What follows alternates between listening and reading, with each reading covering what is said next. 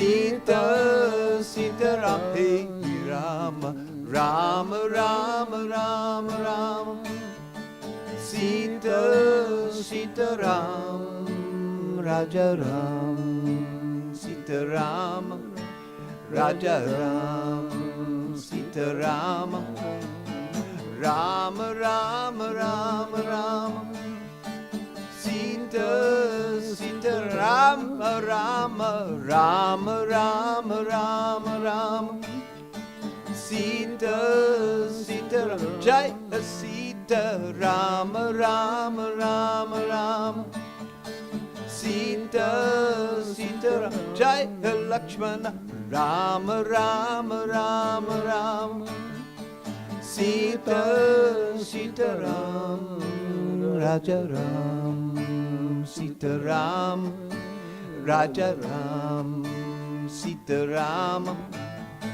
Rama Rama Rama Rama, Sita Sita Ram, Raja Ram, Rama Rama Rama Rama, Sita Sita Ram, Hey Ram, Rama Rama Rama Rama, Sita Sita Ram, Jai Hanuman, Rama Rama Rama Rama, Sita Sita Ram, Raja Ram, Sita Ram, Raja Ram, Sita Ram, Raja Ram.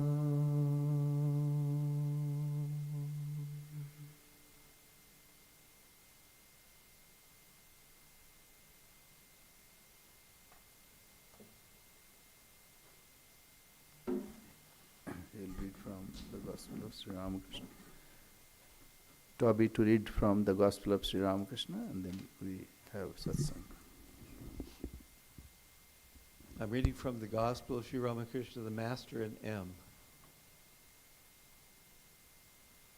Once a rich man came here said to me, "Sir, you must do something so that I can win my lawsuit.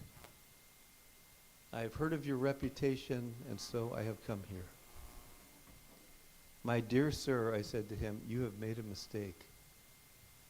I'm not the person you're looking for. Achalananda is your man. A true devotee of God does not care for such things as health and wealth. He thinks, why should I practice spiritual austerities for creature comforts, money, or name or fame? All these are impermanent. They last only a day or two." The visiting gentlemen took their leave of the master after saluting him. When they had departed, Sri Ramakrishna smiled and said to M, "You can never make a thief listen to religion." All laughed. "Well, what do you think of Narendra?" M, "He is splendid." Master, "Yes, his intelligence is as great as his learning. Besides, he's gifted in music, both as a singer and player. Then too, he has control over his passions. He says he will never marry." M, "You once said that one who constantly talks of his sin really becomes a sinner. He cannot extricate himself from sin. But if a man has firm faith that he is the Son of God, then he makes rapid strides in spiritual life." Master, "Yes, faith. What tremendous faith Krishna Kishore had. He used to say, 'I spoke in the name of God once. That's enough. How can I remain a sinner? I have become pure and stainless.' One day Haladhari said, 'Even Ajamila had to perform austerities to gratify God. Can one receive the grace of God without austerities? What will one gain by speaking the name of Narayana only once?' At these remarks, Krishna Kishore's anger knew no bounds. The next time he came to this garden to pick flowers, he wouldn't even look at Haladhari. Haladhari's father was a great devotee. At bathing time, he would stand waist deep in the water and meditate on God, uttering the sacred mantra. Then the tears would flow from his eyes. One day, a holy man came to, to the bathing ghat on the Ganges at Aryadaha, we talked about seeing him. Haladhari said, what shall we gain by seeing the body of a man, a mere cage made of the 5 elements? Krishna Kishore heard about it and said, what? Did Haladhari ask what would be gained by visiting a holy man? By repeating the name of Krishna or Rama, a man transforms his physical body into a spiritual body. To such a man, everything is the embodiment of spirit. To him, Krishna is the embodiment of spirit, and his abode, his sacred abode, is the embodiment of spirit. He also said, a man who utters the name of Krishna or Rama even once reaps the result of 100 sandhyas. One of his sons chanted the name of Rama on his deathbed. Krishna Kishore said, he has nothing to worry about. He has chanted the name of Rama. But now and then he wept. After all, it was the death of his own son. Nothing whatsoever is achieved by the performance of worship, japa, and devotions without faith. Isn't that so? M. Yes, sir, that is true. Master, I see people coming to the Ganges to bathe. They talk their heads off about everything under the sun. The widowed aunt says, without me, they cannot perform the Durga Puja. I have to look after the smallest detail. Again, I have to supervise everything when there's a marriage festival in the family, even the bed of the bride and groom. M. Why should we blame them? How else will they pass the time? Master with a smile. Some people have their shrines in their room, in their attics. The women arrange the offerings and flowers and make sandal paste, but while doing so, they never say a word about God. The burden of the conversation is, what should we cook today? I couldn't get good vegetables in the market. That curry was delicious yesterday. That boy is my cousin. Hello there. Have you that job still? Don't ask me how I am. My Hari is no more. Just fancy, they talk of such things in the shrine room at the time of worship. M. Yes, sir, it is so in the majority of cases, as you say. Can one who has passionate yearning for God continue formal worship and devotions for long? Sri Ramakrishna and M were now conversing along.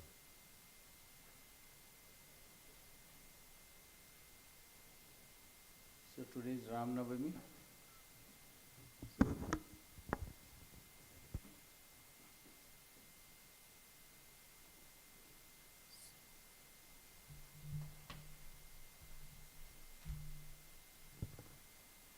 We are very happy that Swami Tattwamayananda is with us today. And tomorrow also we'll have Satsanga. So I request him to say something. What we heard from the Gospel of Sri Ramakrishna, and also today it's Ram Navami, so whatever comes to him. Speak a few words, then they can ask some questions. That'd be better.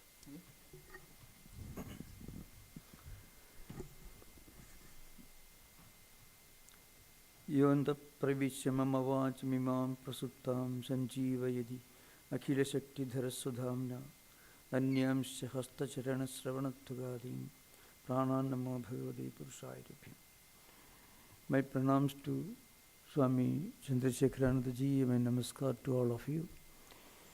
So I was just mentioning to Swamiji that I would rather speak in just a few words at the beginning, and then perhaps I don't think there are many of you who are known to me, or I am known to you at all, maybe some years, so we can have some interaction on whatever relevant topic related to spirituality.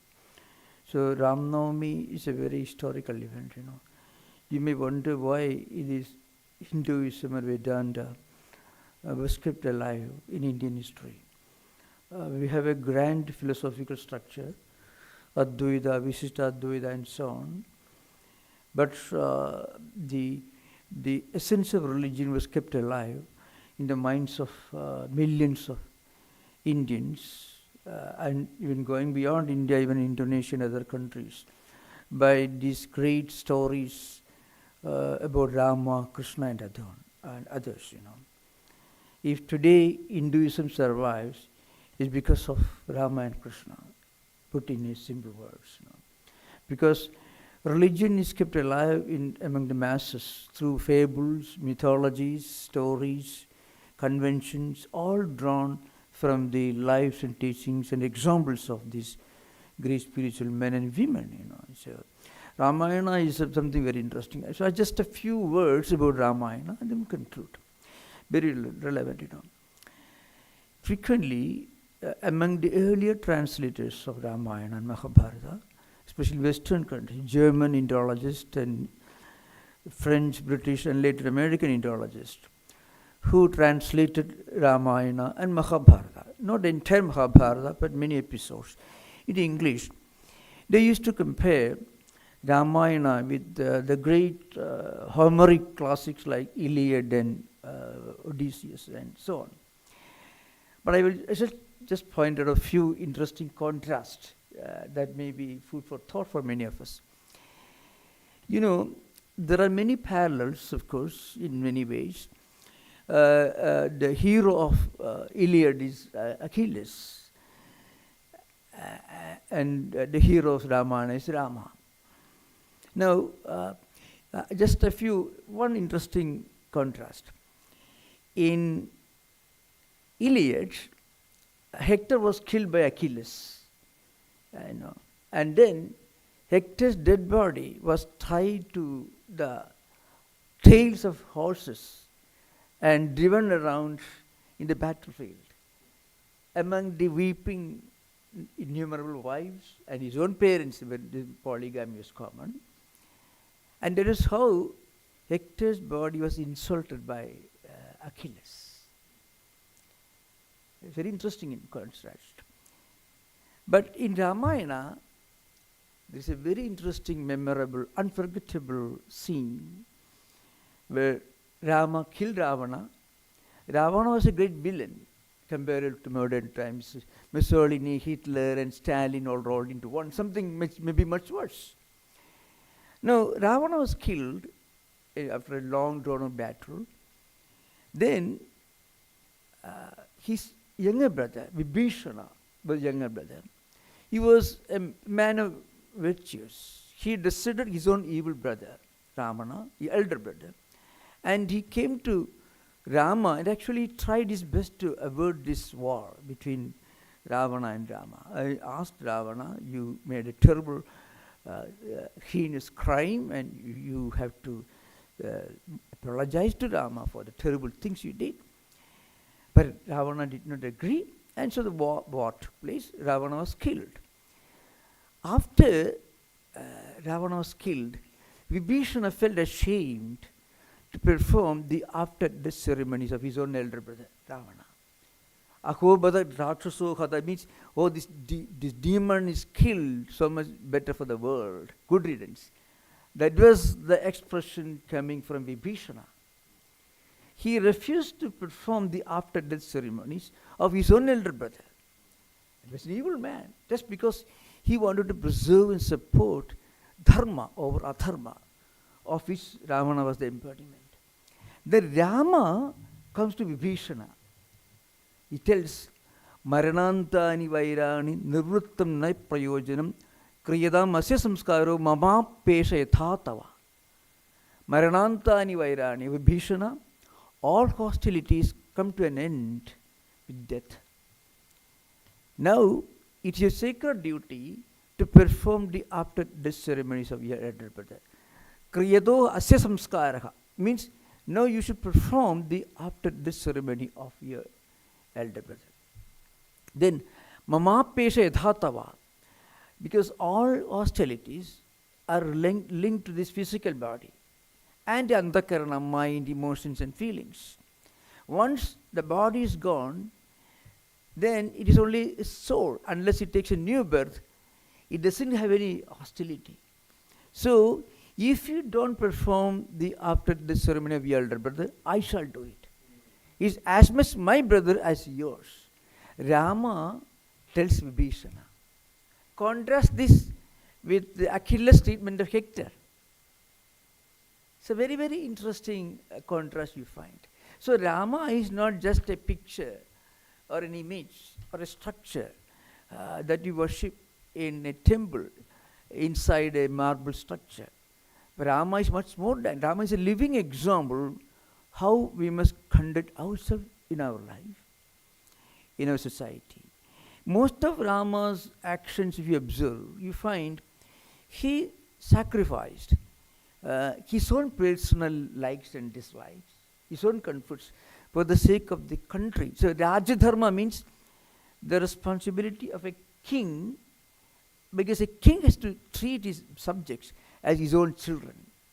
When you become a king, in Indian tradition, Rajadharma, Nripadharma it's called, then you have to treat every subject of your kingdom as your children.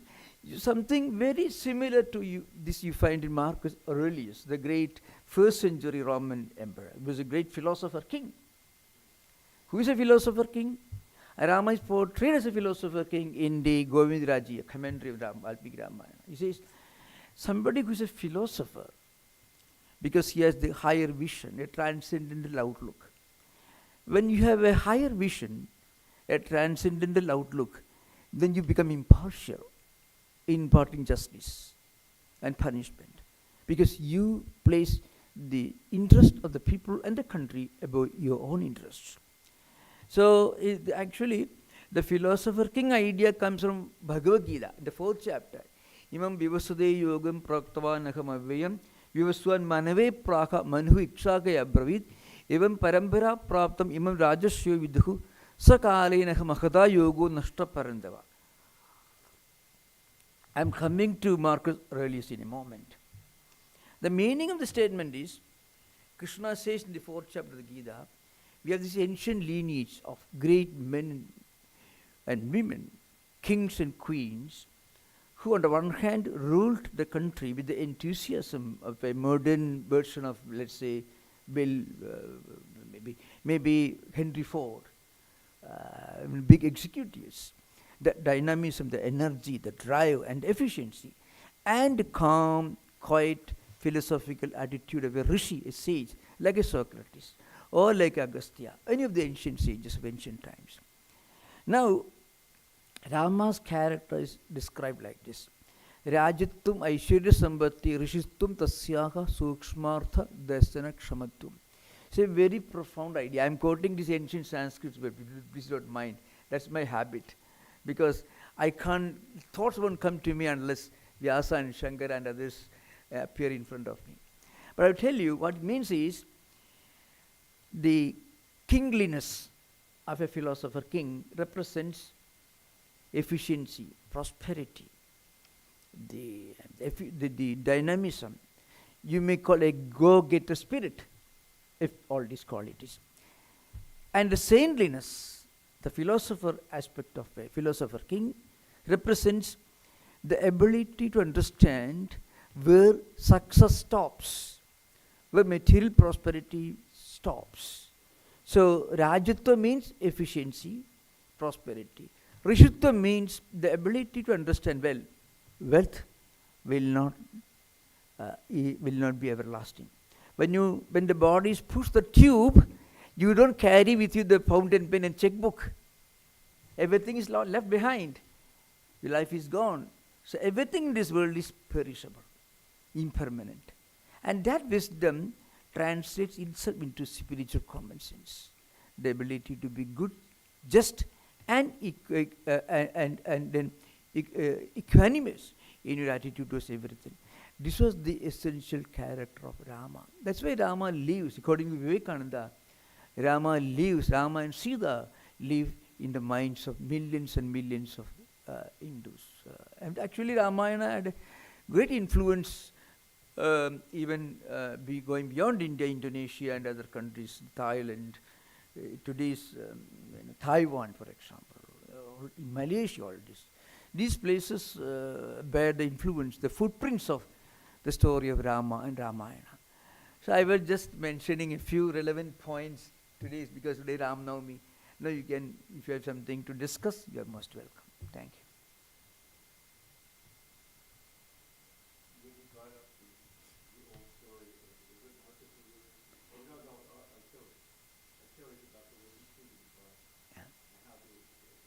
traumatized with defeat and the destruction of how they want to humiliate. Yeah. How different the Hindu way of seeing things, the way Rama saw everything in a very spiritual life. Everything was about Dharma. Everything was about Yeah. the righteous way to do things. Yeah. And the fair and gentle way. Yeah, yeah. I think that's because you find a special feature of the Hindu attitude is built upon the twin doctrines of love karma and the doctrine of reincarnation, rebirth. Otherwise, in Greco-Roman tradition, they also had a higher philosophical ideal. You find among the early Roman emperors, and Marcus Aurelius represents the best of Roman heritage, Greco-Roman heritage. In Greek heritage, you find Socrates' teachings very similar to some of the sages. He had the idea there is something transcendental, and that's what really matters. Everything else is peripheral, impermanent. So that idea was always, at least if you study Vedanta, then read Socrates' teachings, you can detect that. But if you don't read Vedanta first, then read Socrates and Plato, you don't see anything there. So if you have some grounding on Vedanta, then you read the teachings of Plato, for example. He believed in rebirth and reincarnation, doctrine of karma. Actually, if you look at the history of Roman Catholic Church, before the Council of Nicaea, they believed in the concept of reincarnation. It was put to vote, and through a thin margin, they lost.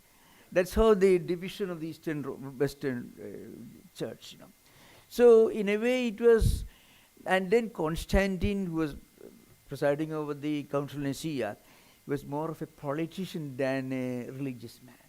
He didn't care for Jesus or Christianity. He cared for unifying his own people against the attacks of the invasions of the barbarians. That's according to Decline and Fall of Roman Empire, Gibbon's classic. So the main difference may be due to the absence of this doctrine of law of karma and reincarnation in the Greco-Roman heritage. But in Hinduism, Buddhism, and in all traditions of Indian origin, you find law of karma and reincarnation.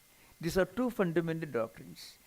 So the wisdom comes from, well, I can't carry with me all that I have got with me right now. As I mentioned, in fountain pen and the checkbook, we can't carry beyond the tube. The body is gone, everything is gone. So I think that underlies the fundamental difference. Perhaps this is my view. Okay, can give it right, yes. Yeah. Okay. Yeah. Yeah. Thank you for bringing so many different civilizations and their writings and comparing it with our linguistics. You give so many super thoughts. I have a question. It's kind of a little bit controversial. It's about Ramchandra, and at the end, when so many of the subjects questioned about Sita. Yeah. Ramchandra eventually gave up, and Sita had to go to the forest, and we all know the story. Yeah. How do you see that? Like, how some people ask me, like, Yeah. Rama is supposed to be perfect, but Yeah. Yeah. he did that to Sita. So how do you see that, and how can we learn? Yeah. What can we learn from the modern land? Yeah. So there are some very well-established definitions and explanations of what the question you raised just now. And one popular interpretation is that what was the Rama question? was trying to portray himself and to act upon his ideal as an ideal ruler of the entire kingdom. We have got people all over the world, kings or the administrators in modern times, the equivalents of ancient monarchs today you find in different ruling positions. They sacrificed national interests for their family interests. Rama was sacrificing his family interests for the national interest, for the good of the world, as an example. But at the same time, you have to remember, Sita Parityaga at the end, can never be justified, purely from a literary perspective. So that is one thing. Secondly, Ramayana as a book, Ramasya Ayanam Ramayana, means the story of Rama. So essentially it's a fictionalized version of maybe a historical episode. So there is a lot of poetry and imagination, literary flourish in Valmiki Ramayana. I am talking about Valmiki Ramayana. See, Adhyatma Ramayana is some kind of an idealistic version of Valmiki Ramayana. Valmiki Ramayana is essentially a literary classic. That's why I dare to compare Valmiki Ramayana with Iliad. So the point is, in Valmiki Ramayana, there are certain episodes which can never be justified. But because you have to remember, it is an ideal character, idealistic character. At the beginning itself, the beginning of Valmiki Ramayana, it begins with a question by Valmiki put to Narada, Konasmin Sampradam Loge Gunavan Kashavir Vandharmaknyasya Gradaknya Satyavakya Dhravades. This means, well, who is the ideal man living in the world today? Asmin Loge, I mean today, right in today's our own times. Who is the ideal man? And who is grateful, who is just, who is impartial, and basically an ideal man, as far as a man can become ideal. So the answer given by Narada is Ikshvaku Vamsha Prabhu Ramo Nama Prakirtidaka. Such an ideal man is now alive and is Rama. Then Rama's story enters. That's the beginning. There Rama is portrayed as a man who could be as idealistic as you can imagine, as you can conceive of. Rama could have been portrayed as a 100% perfect man. Nobody will read such a book. You know, suppose you write a book, a literary work, where it's like a telephone directory. There is no room for criticism, you know. You get up in the morning, have your breakfast, have your lunch, nobody will read that. So an ideal literary classic can be a literary classic only when it has its own contrast and contrasting paradigms, conflicts and dilemmas, things that could be fully justified, things that cannot be justified. Then only you can make Rama a human being. Other Rama will become a granite statue. This is a very important point to remember. All great spiritual personalities, you have to remember, there are some problems, minor, very minor. Without that, there is no need of an incarnation. You see, Brahman incarnating as Brahman never happens. So you can find many such examples in the lives of many great men and women. There will be always some shade that only makes their life more relevant and useful for us. Suppose a great spiritual person is portrayed as 100% perfect. Oh, it's of no use to me. It's like a granite, lifeless statue. But here is a character like Rama, breathing and living like any of us. He had his conflict. He goes about crying and weeping. Rama, great Rama, is crying and weeping. In fact, why did Jesus cry at the end of his life? You could have brought the whole army of angels and thrashed this Sadducees and Pharisees. He didn't do that. That makes Christ's life meaningful. Gives a human dimension to a divine personality. So that's the only explanation. Maybe that's the most plausible explanation. Because Rama comes down to you as somebody who can inspire you so that you can practice some of the great virtues which he embodied. Otherwise, he is some kind of a transcendental person flying high above the clouds, so I need not worry about it. There is nothing in him that I can practice. But when you find Rama himself had conflicts like you, problems, dilemmas, then emotional setbacks which he confronted. So Rama is great, not because he had no problems at all, but because the way he confronted his own problems. That's what makes Rama relevant to our times. And great. Great and practical. Okay.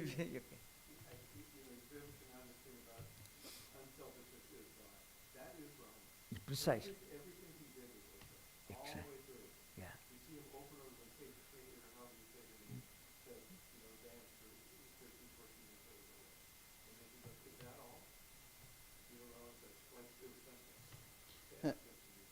And one thing that we compare with the present time and We don't do perspective that I have.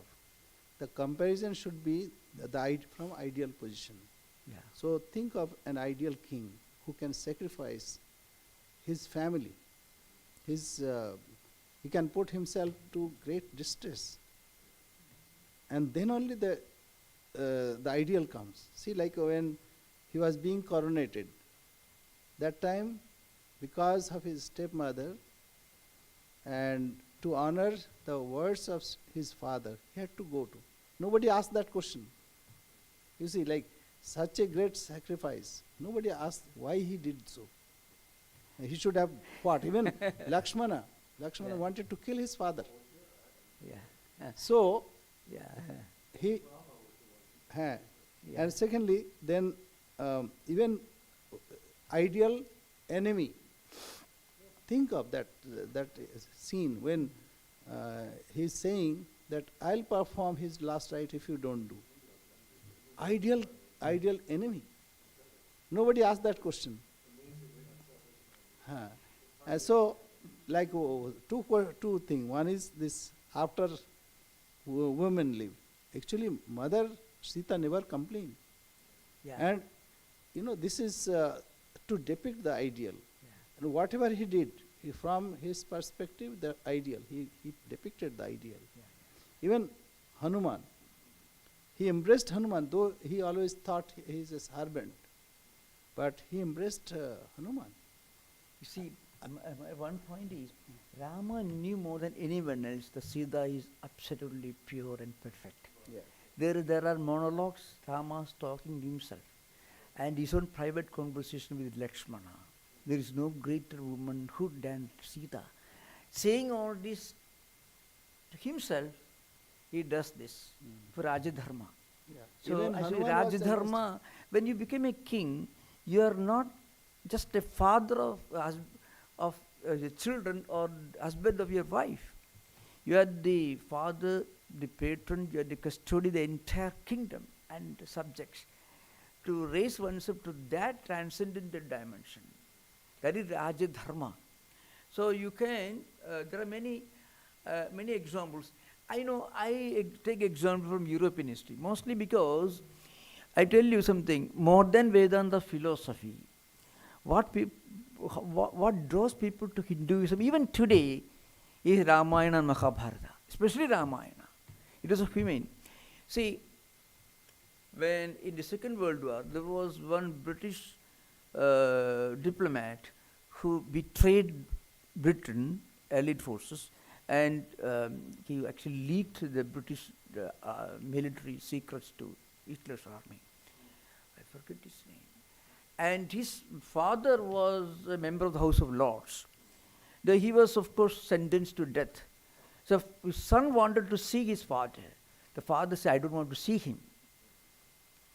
You know why? Because I read Ramayana, I could detect a mustard seed of greatness even in the member of a British House of Lords, who are not very, very well known for higher virtues.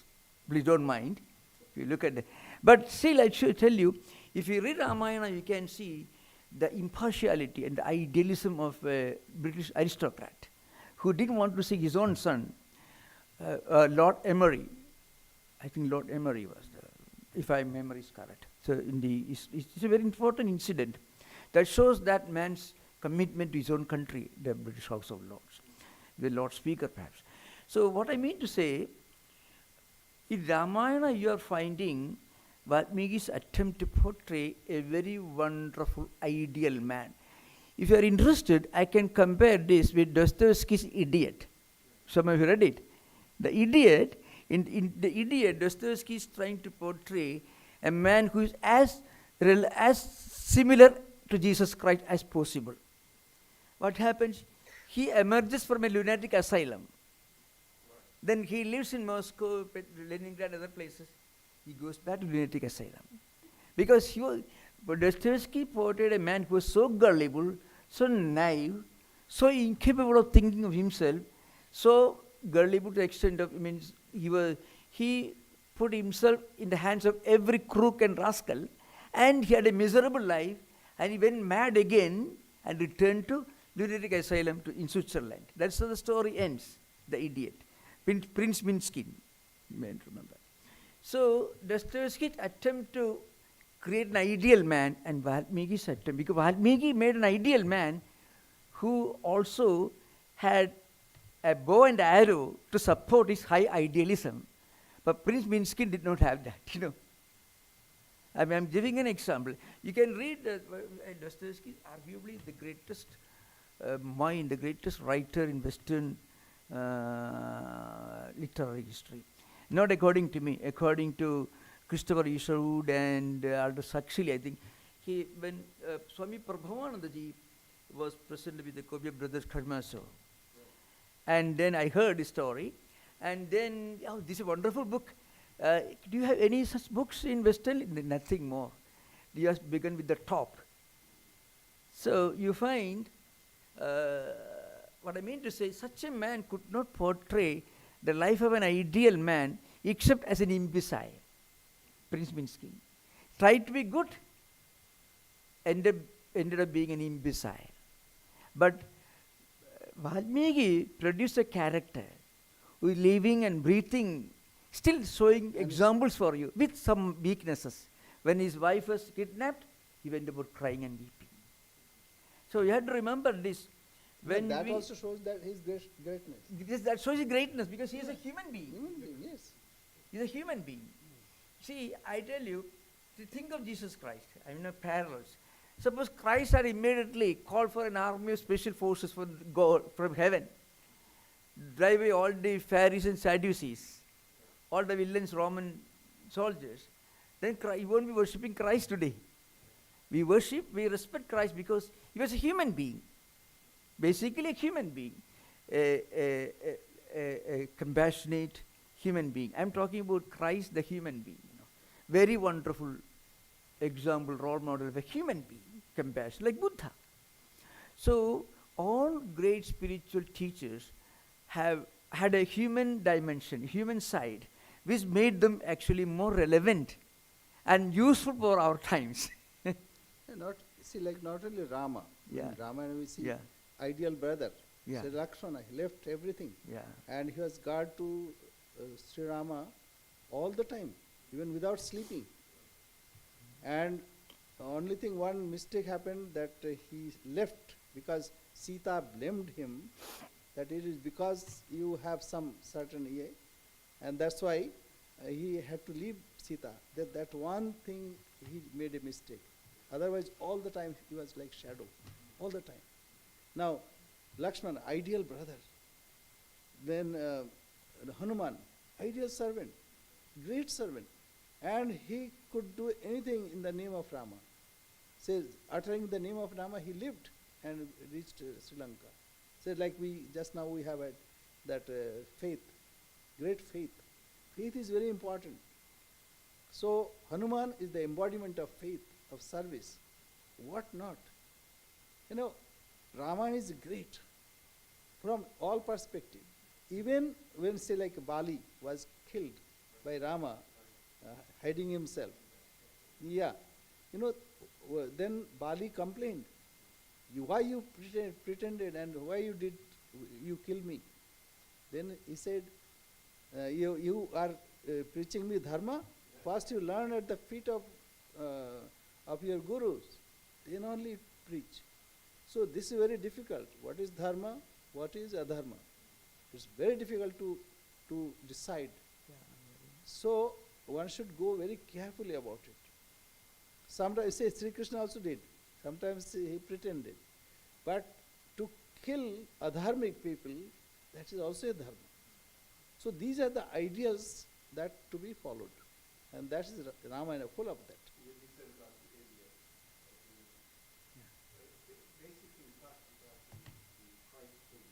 Yeah. Yeah, yeah. Lesson learned also, one that changed my life when I watched the movie, Yeah. is Billy Budd. Uh. Billy Budd written by the same person that wrote Moby Dick. I can't remember his name. If you Only read the book. I didn't see the movie. Yeah, but yeah. Please continue. you'll see what I mean. Yeah, yeah. I tell you, yeah. In the Idiot, what happens? Dostoevsky was trying to portray somebody who could be as Christ-like as possible. Right, this is what Billy Budd was like. But the point is, it's a failed Christ. Right. Why? Because see, in the Mahabharata, you can see an elder brother of Prince Minskin, Yudhishthira, a very good man, but good for nothing. Because of him, his wife suffered, his brothers suffered, everyone around him suffered misery and death.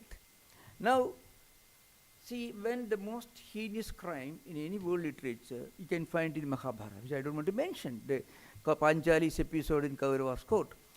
Yudhishthira was keeping quiet. If he had acted, the entire Mahabharata war would have been averted. Krishna mentions that in the Bhishma Parva. So Krishna says, any person who has a responsibility and power and ability to prevent an evil and doesn't do that, he's as good as an evil person. I can give an example. Because of Yudhishthira's imbecility, his absolute cowardice, the entire race was wiped out. Now, in 1938, you heard of the Treaty of Appeasement, Munich Treaty, where British Prime Minister Neville Chamberlain, Hitler, and Mussolini, and the French Minister Diderot. Yeah, it is called the Treaty of Appeasement, 1913 September. It happened. And at that time, there was some proposal in British Parliament that France and Britain should join the forces together and prevent Hitler from going ahead with militarization of Germany. As he was this range of after the humiliation of the First World War, Versailles Treaty, he was trying to. So, but then Neville Chamberlain refused.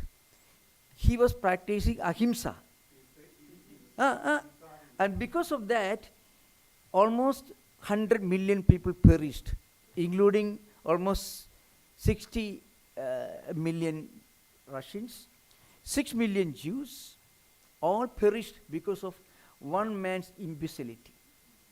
Yudhishthira's imbecility in Mahabharata, Neville Chamberlain's imbecility in the Treaty of Appeasement.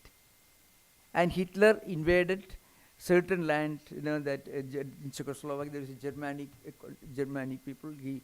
He was allowed to attack certain land in Czechoslovakia, and it was a small region, and he wanted to unify the Germanic people. What happened, he didn't stop there. He gobbled up the entire Czechoslovakia. Then his foreign minister Ribbentrop and Stalin's foreign minister Molotov-Ribbentrop Treaty, and they divided Poland. And that is how Hitler was emboldened to start the Second World War. Why? Because Neville Chamberlain tried to be Gandhi. Right. Gandhi himself was, from a historical perspective, Gandhi was a big liability for India and Hindu people. Gandhi was one of the greatest human beings who ever lived in this world, no doubt. We can agree completely with Einstein. But I tell you, if you look at India's history, I would say Lincoln is closer to Lord Krishna's message in the Gita than Gandhi. Because Lincoln was not a warmonger. He was a peaceful man. Lincoln don't fall so dull, you can see that. He was an idealistic man. He didn't want to fight a war, but he wanted to do something for an ideal, emancipation of the yeah. So, but he was ready to act for that. Like Krishna asked Arjuna to fight against injustice. But Gandhi gave a very terrible, absolutely unpardonable recommendation for the Jewish people when the Holocaust was going on. They should put themselves, they should sacrifice themselves for such a terrible thing. He said the same thing to Hindus also. For Hindus also. He said, that's Gandhi. Now, I tell you, that's perfectly okay. That's why Gandhi is agreeable to us only to the extent that he is in tune with Krishna's message, not otherwise. So Krishna also makes a very important, the greatest definition. There are two types of definitions in Mahabharata. One is ahimsa paramo dharma. Non-violence is the greatest form of dharma. The second definition comes in Bhishma Parva, where Krishna says that is purvai anugato bhavo devaihi asuraghadibhihi. The sadbhischa anugata panda sa sarvaihi anugamyate. What it means is, look here, there's an ancient ideal of dharma, where when you practice non-violence, that should not lead to greater violence. When you practice non-violence, it should not indirectly lead to greater bloodshed, as it happened in the case of the Treaty of Appeasement. Whereas that one is not in Mahabharata. It is later many of the nationalists put this. Dharma himsa is not there. It is not authentic. That's they put there. But Krishna gives a very important definition. In ancient times, whenever there was an evil, small evil and bigger evil, then go for the lesser one. It's not that there is no option. Then go for the lesser one, and eventually you can transcend both. So Krishna said, whenever there is any act of non-violence, that act of non-violence should not lead to greater violence, as it happened in the Mahabharata, where Yudhishthira's non-violence, like Navy Chamberlain's non-violence, led to Second World War. Yudhishthira's non-violence led the entire Mahabharata war. You could say that the dharma of the caste that they were in, the warrior caste, they were leaning to a dharma. Yeah. But really they weren't dharma. No, actually, that is a sociological problem. Krishna's definition is a transcendental definition. Krishna here not talking about the jadi dharma or varnasama dharma. Krishna is talking about the basic human instinct to do the right thing for the right cause. That is the theme of definition in this particular verse. Yudhishthira was not practicing inaction on the basis of his dharma ideal. He was under a terrible misunderstanding. Just like Neville Chamberlain had under the delusion that Hitler was a wonderful man and absolute idiocy. But I don't think, I say Yudhishthir followed ideal. So, yeah. But his ideal was not according to time, what was expected. And that time also it was not clear sociologically. Yeah. See, like modern, we are comparing from modern perspective.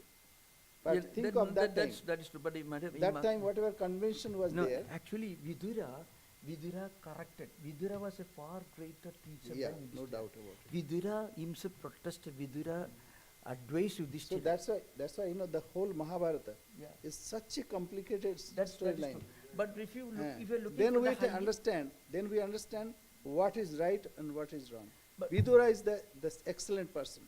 He said he was a far greater man of dharma than Yudhishthira or even other teachers. Vidura is, after Krishna, Vidura is the most ideal character in Mahabharata. So this is the beauty of the whole Mahabharata. So, but Krishna at the end of, and then Krishna gives the definition in the presence of Yudhishthira, everyone, Bhishma and others. Bhishma also said, anyone who has the responsibility and the ability to prevent an evil from happening, adharma, then he deliberately runs away from that duty. That person's ayur belam teja means his lifespan, his strength and also his vigor will fade away. That is the Krishna's argument. So Krishna says, actually he's correcting Yudhishthira. In the last scene, Bhishma Parva, where Bhishma is lying on bed of arrows, Yudhishthira is present, Draupadi, Panchali is present, and then Krishna is present. At that time, Yudhishthira is there. At that time, Draupadi asked this question to Bhishma. Why did all this happen? Why did these people keep quiet? Then Bhishma told Draupadi, ask Krishna. Krishna gives the final answer. Then Krishna says, you did not listen to Vidura's advice. Vidura criticized Yudhishthira and others, and he criticized Yudhishthira for keeping quiet in the Kaurava's court. Then Krishna says, Purvaya Anugato Bhava, the ancient dharma, definition of dharma is, or ahimsa is this. And ahimsa is that which sustains, preserves ahimsa in the long run. It means if you temporarily practice ahimsa, and that temporary practice of ahimsa becomes the cause of greater himsa, greater violence, then that ahimsa is worse than violence. No, the one thing, at the spur of moment, one may not understand what is the repercussion of this. No, Say, like before enacting or the fight of Mahabharata, nobody could understand that this will lead to this. But when you make an analysis of dharma, you have to understand Krishna. Like for Krishna is the final now voice. post action, then we can analyze. Easily to say it, but spur of moment, it's very difficult. What is right and what is wrong?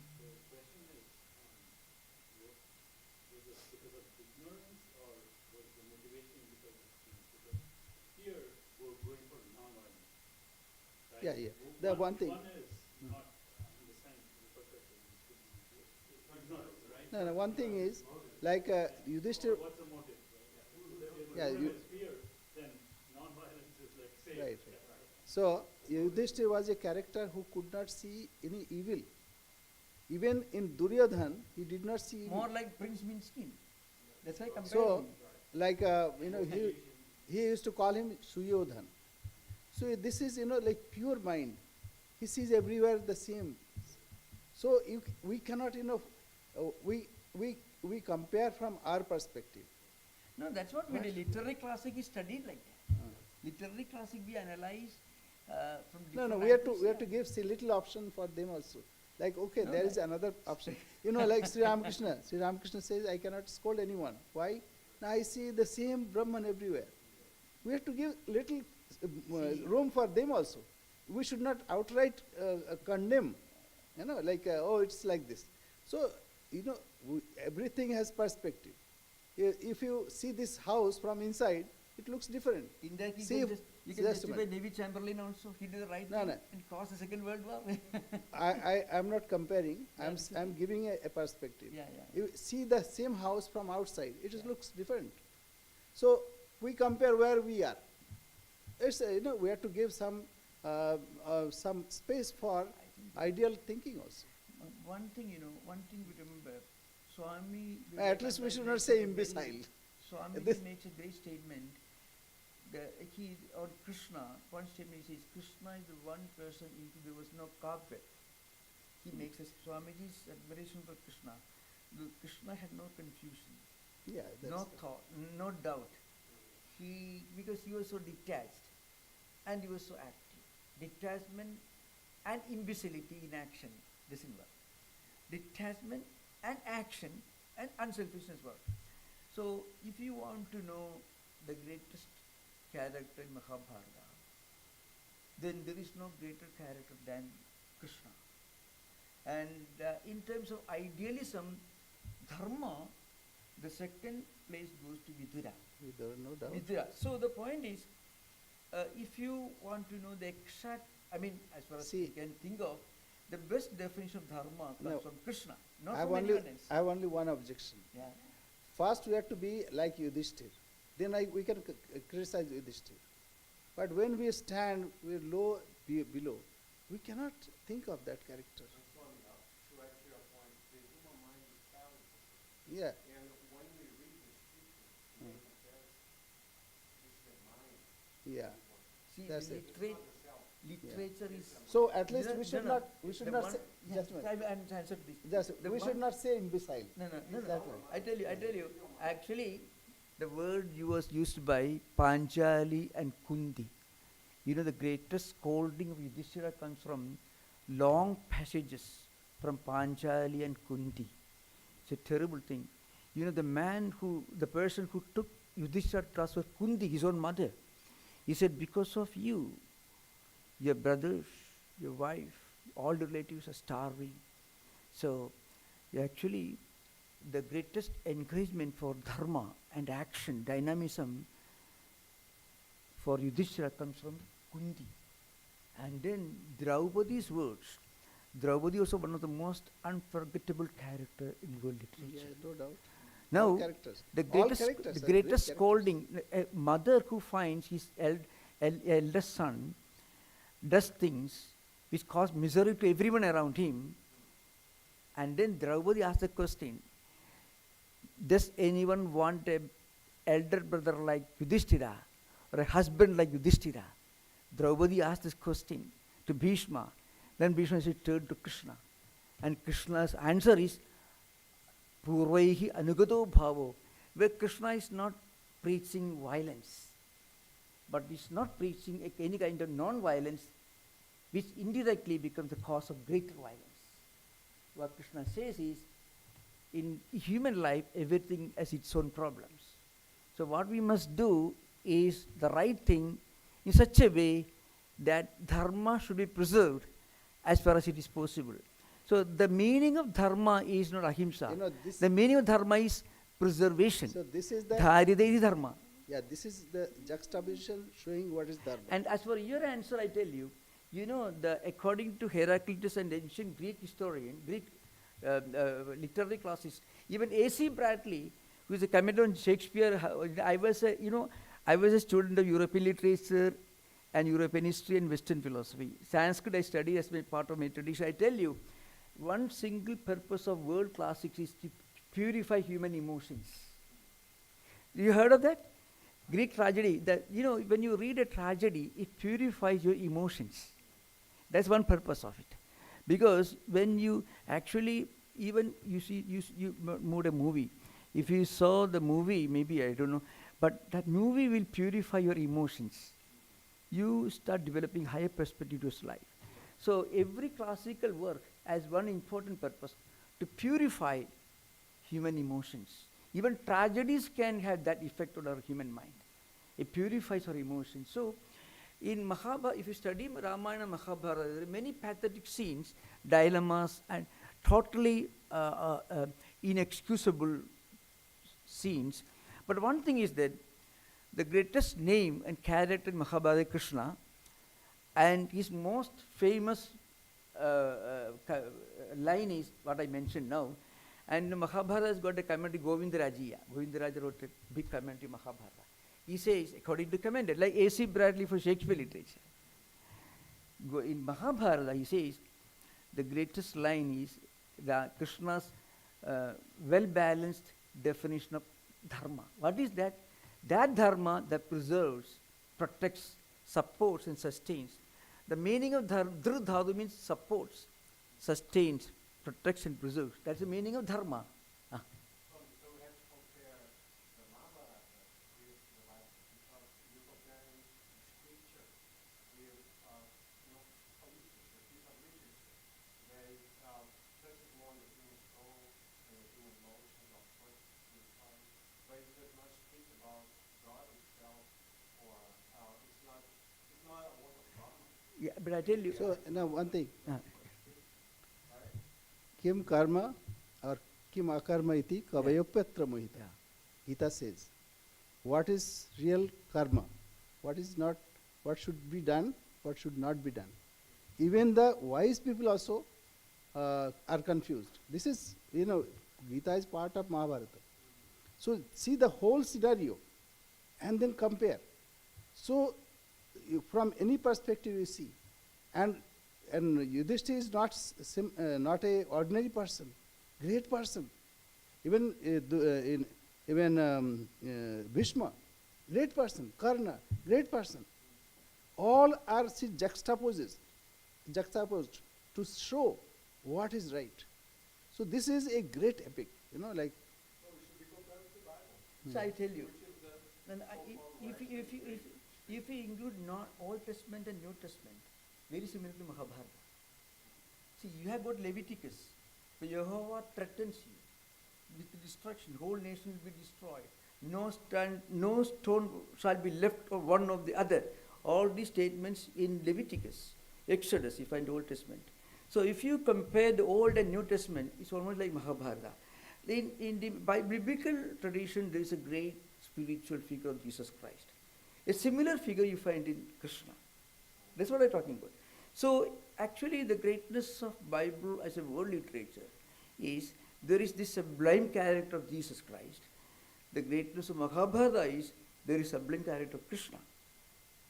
So that's why so Bible is as much a literary classic as Mahabharata if you consider all parts except Sermon on the Mount.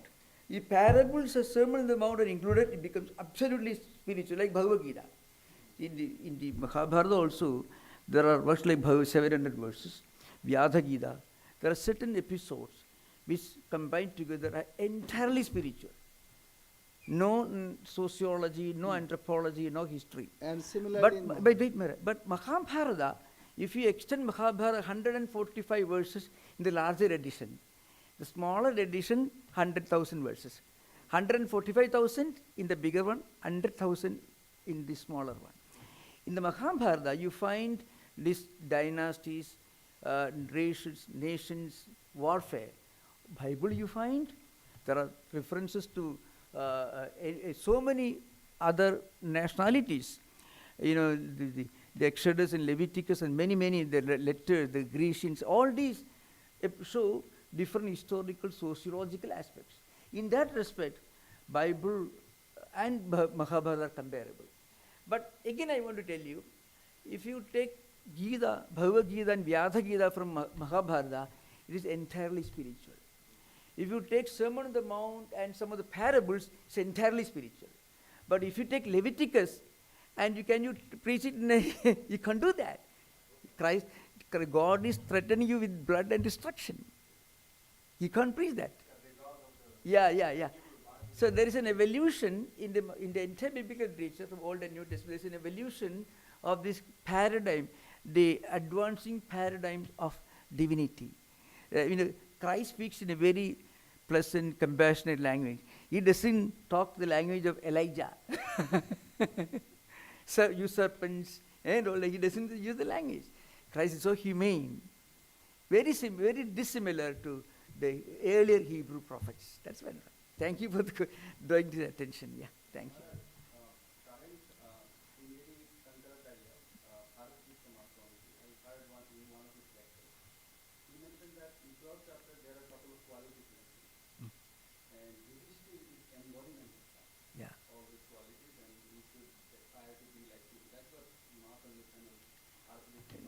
No, he was referring to some of the great quality Yudhishthira embodied. But when you compare Yudhishthira with Krishna, then you find Krishna had all these qualities and more, but still could preserve it. See, yatra yogeshwara Krishna, yatra partho dhanudharaka. Yogeshwara is not enough to live in this world. Yoga is not enough. Yoga means spiritual. You also need action. So there is a reason, in the Uttara Gita, which is a 3-chapter, only I shall stop with this because it will be too much, But I tell you, in the Uttara Gita, in the Uttara Gita, there are only 3 chapters, where there is a debate as to why Krishna chose Arjuna to preach this. The reason is Arjuna was not as well educated, as spiritually elevated like Yudhishthira. But he was still mature. He was humane enough to face conflicts. Say, when you feel, should I do this? Should I not do this? That is, you're a human being. If you're 100% perfect in everything, you're not a human being. So Yudhishthira knows all that Krishna was teaching, because Yudhishthira knew enough philosophy, enough spirituality, nothing more to teach him, but no use. He did not act upon them. And Nakula and Sahadeva, they were 2 young boys. They are not mature enough. And Bhima was more of a man of muscles. No use. So Arjuna faced conflicts. Actually, I tell you, you make progress in life when you face conflicts. And when you face when you solve those conflicts, you move forward. So Arjuna was humane enough to feel Yeah, in the Narayana. conflict. So Krishna taught him, and Okay. Arjuna immediately practiced it. So thank you. I think I did not know it will be such a long drawn debate. So what is this? Thing? What time? 9 o'clock. It's a long time, I'm sorry. Okay, say our prayer. Om Purnamada Purnamidam Purnat Purnamudachyate Purnasya Purnamadaya Purnamevavashishyate. Om Shanti Shanti Shanti. Harihi Om Tatsat. Sri Ramakrishna Arpanamastu.